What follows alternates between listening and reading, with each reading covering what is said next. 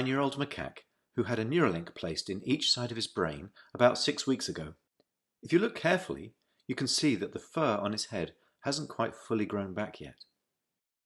He's learnt to interact with a computer for a tasty banana smoothie delivered through a straw. We can interact with the Neuralinks simply by pairing them to an iPhone, just as you might pair your phone to a Bluetooth speaker. The links record from more than 2,000 electrodes implanted in the regions of Page's motor cortex that coordinate hand and arm movements. Neurons in this region modulate their activity with intended hand movement. For example, some might become more active when he moves his hand up, and others when he moves it to the right. By recording from many neurons and feeding their activity into a decoder algorithm, we are able to predict Page's intended hand movements in real time.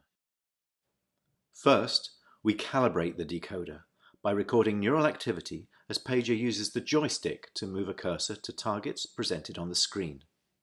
As he's playing this game, we're wirelessly streaming, in real time, the firing rates from thousands of neurons to a computer.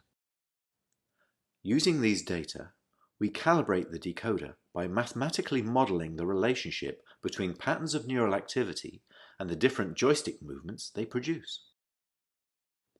After only a few minutes of calibration, we can use the output from the decoder to move the cursor instead of the joystick. Pager still moves the joystick out of habit, but as you can see, it's unplugged. He's controlling the cursor entirely with decoded neural activity. Our goal is to enable a person with paralysis to use a computer or phone with their brain activity alone. Because they wouldn't be able to move a joystick, they would calibrate the decoder by imagining hand movements to targets. One of the things the Neuralinks allow Pager to do is to play his favorite video game, Pong. To control his paddle on the right side of the screen, Pager simply thinks about moving his hand up or down. We've removed the joystick altogether.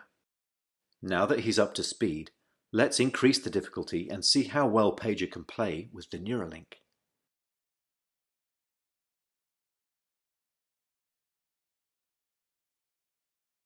As you can see, Pager is amazingly good at Mind Pong.